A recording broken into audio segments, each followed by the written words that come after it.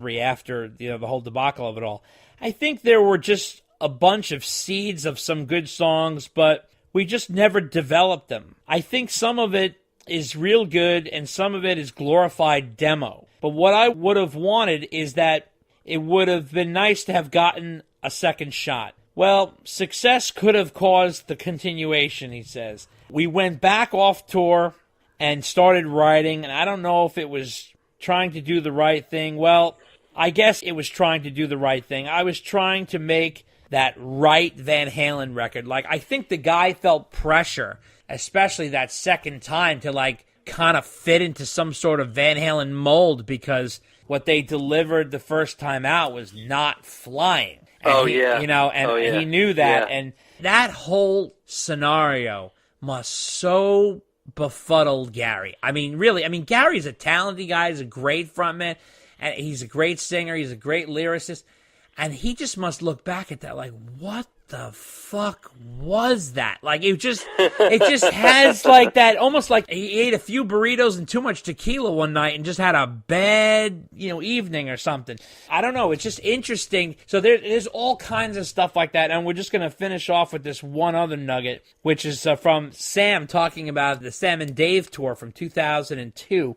He gets into this too, which is great. He gets into the Sam and Dave tour, talks about like a different solo stuff, and he gets all the way down to a different kind of truth, all kinds of stuff. But he says here, I'll read this, it's great. Sammy's looking back in retrospect about the Sam and Dave tour of 2002, and he says, "It was a good idea that went bad, like a lot of things. I think if Dave would have been willing to be partners and go out and do a great show together, interactive, throw the competition out the window, my God, this guy couldn't compete with me or anybody else. His concept was to go out and play nothing but old Van Halen with a karaoke band and play it note for note, because that's what they did. They did one original song in there besides the Van Halen stuff, and that was Yankee Rose. And he wanted to make it a contest between early Van Halen and Van Hagar. I'm going, I haven't been in the band for 6 years. He hasn't been in the band for 18 years. What in the hell kind of competition is that? That it's a used up, stupid thing. But he stuck with that, and he would not let it go. I thought he would, and I was hoping he would, meaning like he thought he would really be more interactive, maybe do a song together, like make it like a fun sort of jam. He gets into it here in other areas where he talks about like Kid Rock literally going backstage begging the two of them to get on stage together to do a song, and they just would not do it. But like I said, there's tons of stuff in here. Now, in terms of photos, this is not the most photogenic book in the world, but there's some cool stuff in here. You know what there's a lot of? There's a lot of print ads in here. A lot of promotional posters. Yeah, those are cool because you don't see those all the time. Yeah, exactly. And you're almost like, oh, I remember that, and I remember this. Dave, oh, God, this one made me so embarrassed. The promo ad for Unlawful Colonial Knowledge, okay, says here, it'll kick your butt's butt. Oh, yeah. I was like, what is that? I remember that. That's the best you can come up with? You're just wondering... Some jerk at Warner Brothers marketing is like, oh, listen to this. This guy had some brilliant idea, and somebody let that go as the lead tagline for a Van Halen poster. I couldn't believe it. I was like, my God. Maron. So anyway, that's the wrap-up on the book. It is available at martinpopoff.com. That's martinpopoff.com, and it runs, what does it run, Dave? It's like $30-something or $27 or something. 20, and then it goes, I think there's some handling charges, something like that. I think Martin's also signing them, right? You can get a signed one from him directly from his website. This is definitely worth getting, so I would certainly tell all of you to go out and definitely purchase this. You will not regret it. This is a fun read. There's not a lot of Van Halen product out there to buy, and this is definitely worth picking up because it's a nice read, even though, as much as you all know, there's nuggets in there that you will chew on and really enjoy. Not a lot of fat here at all. It's really lean, very pulpy. What's it with you and pulp? Are you not getting enough fiber in your diet? Pulp is the theme of the night, Dave. Pulpy. That's the adjective for tonight. So is that how you drink your orange juice? Exactly. Pulpy? Actually, I get my orange juice extra pulp. How do you like that? My kids always joke about that. They're always like, Dad, extra pulp. So, yeah. So we are moving on to our in-depth interview with Martin Popoff. And when I say in-depth, we're talking a long time, folks. So get out the blankets and the hot soup, because this is going to be a long one. You want a long one? Dave doesn't have a long one. He's always looking for a long one. So this is a long one, and this you guys will certainly enjoy it. And it's coming up next. Take a listen. It's the whole experience of being together, of creating together, performing together, arguing together. That whole camaraderie is intrinsic to the music. There would be no Van Halen without that.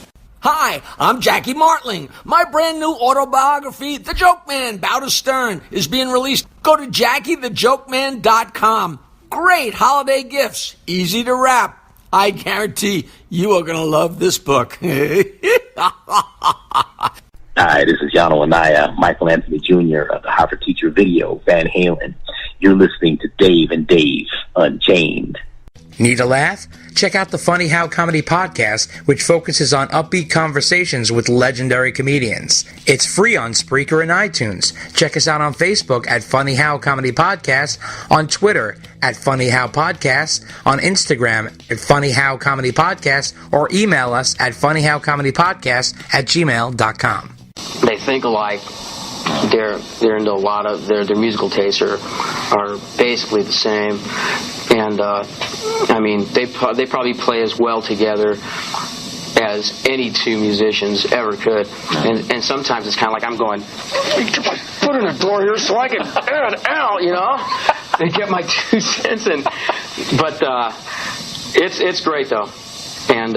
You know, and on the other hand, they are brothers, so you got that human element of it. But as far as musicians go, I mean, I've never met any two brothers or two musicians in a band, for that matter, that are just locked in, just like that. So, ladies and gentlemen, we have a fantastic guest. It is the one and only author, Martin Popoff. You might know him from his books, Judas Priest, Heavy Metal Painkillers, Welcome to My Night Year, 50 Years of Alice Cooper, or my favorite book, Kickstart My Heart, A Motley Crue Day by Day, which I have next to my bed, Martin, and I read all the time. So very cool. We are so happy to have you on here. Yeah, thanks, guys. It's very exciting to have you on here, and we have the reason why he is on, obviously, is because he has a new book coming out, and it's called Unchained, a Van Halen User Manual. So we are going to discuss this with Martin. He sells his book on martinpopoff.com. That's MartinPopoff.com. And just to give you a kickoff, Martin, in our last Van Halen news segment, we actually promoted it there. So people have already put in some orders just to get you going. Thank you. Absolutely. Yes, there are quite a few orders. It was kind of scary. I put it up on my website before it was out just because it's hard to get my web guy to get moving on putting this stuff up there. So I figured I'd jump the gun a little bit, but it is imminent. I will have them in my office here probably in about a week and a half now. Awesome. Well, have you been surprised at the reaction so far? Yeah, it's been pretty cool. And I haven't even sort of told my database about it yet, which is kind of where most of my sales come from. I mean, it's a bit of a long story. It was actually going to come out through a publisher as part of the FAQ series, and then we had a bit of a falling out.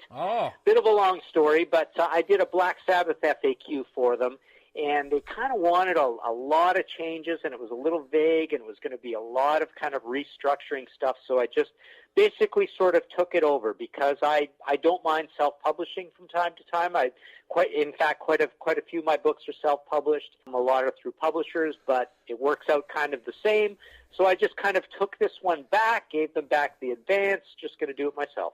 Awesome. So tell me, how did the book come about, and how did the idea for the whole thing come together? Well, like I say, I mean, there is this format for this FAQ series, and they do a lot of different books, and it's essentially a big grab bag of a lot of chapters, like 40 chapters of just kind of insane trivia, whimsical, a little bit of narrative stuff, some lists, some polls.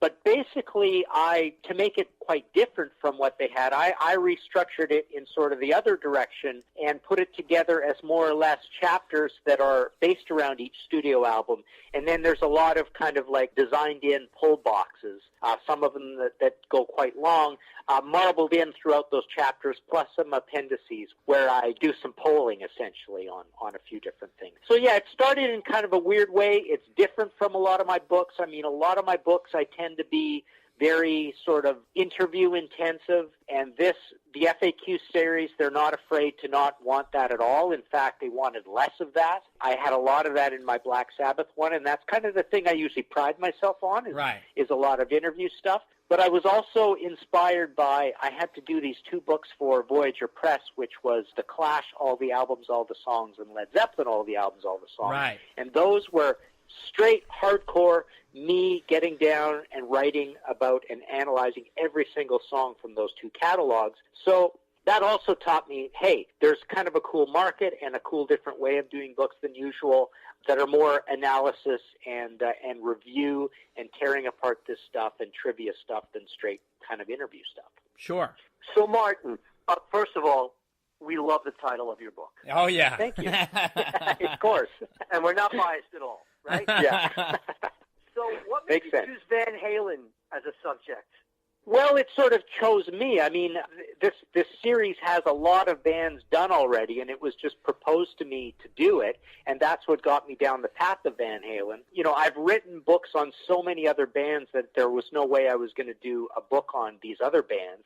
Right. You know, I've done, I think, 4 Deep Purple books, 3 going on 4 Black Sabbath books, 3 Thin Lizzy books, 3 Rush books. So I've never done anything on Van Halen. Right. And because I don't have, you know, the interview archive on these guys, they Right. are obviously hard guys to get interviewed with. Yeah. They're Yes, we know. notoriously, Yeah. they're notoriously hard that way for a band. They're a pretty secretive, closed shop band, of course, Right. as you guys know. Right. So it just fit that, hey, if I'm ever going to do a band on Van Halen, it's got to be a different kind of book. Sure. And in terms of that, Martin, where did you stand on the band? How much did you know about Van Halen prior? And were you a fan of the band, or? Definitely. I knew about them as much as any sort of more than average fan. You know, I bought the first album as a new release. I even knew it was coming out at the time. I was 15 years old, and somehow they were already weirdly superstars or known in the world, even though I grew up in a small town in Western Canada. But yeah, I bought every single album as a new release and had a few interviews along the way. Just with Sammy, come to think of it, Sammy and Gary. And Right. But basically, yeah, I suppose I knew quite a bit about them. Super fan, of course. Loved the band for various reasons. We can get into that when Sure. we talk about the band. But yeah, that's where it stands. Obviously, there's a lot of meat on this bone, and this is something that Dave and I have done the podcast about. The podcast that we do here is on all elements of Van Halen. We focus on the Dave era, the Sammy era, the Gary era, or the whole kit and caboodle. And Yep. obviously, there really hasn't been a band with more drama than Van Halen, at least publicly, especially in the public eye. It's almost like all their dirty laundry got washed in front of the public through the years. The battle with Dave, then the battle with Sam, then the whole weird happenings with Gary, then the second battle with Dave. I mean, it just goes on and on. The second battle with Sam. I mean, it just keeps going on and on. What do you think it is about this band that has such drama drawn to it? And also, do you feel that drama drastically affects its musical legacy? Yes, I definitely do. It is a band of, you know, drama is a nice way of putting it. I mean, there's bad vibes basically all around this band. And you know, ironically or incongruously, it's the happiest, most cheerful, make your fans happy music you can possibly imagine. Right, Just right. Great, buoyant, ebullient, or whatever the word is, sublime music. Right. It's just, you can't get a happier bunch of metaphors and similes to describe Van Halen music, yet, as you say, you know, very accurately, it's drama all along the way. It's too bad. I mean, it does affect the band. It does affect my enjoyment of the band, certainly, because those bad vibes are always in the back of my mind when I'm thinking about it. Extraordinary personalities, you know, especially again, kind of ironically or expectedly, LSD, lead singer disease, Right. Dave and Sammy. But, you know, they are extraordinary personalities. They have big egos. Those egos come out in different ways. Those egos clash with what Eddie and Alex want to do. Possibly they're